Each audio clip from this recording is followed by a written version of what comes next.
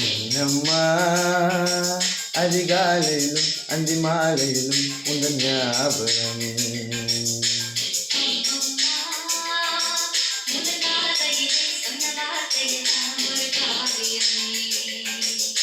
சின்ன சின்ன ஊடல்களும் சின்ன சின்ன முதல்களும் மின்னல் போல வந்து வந்து போகும்.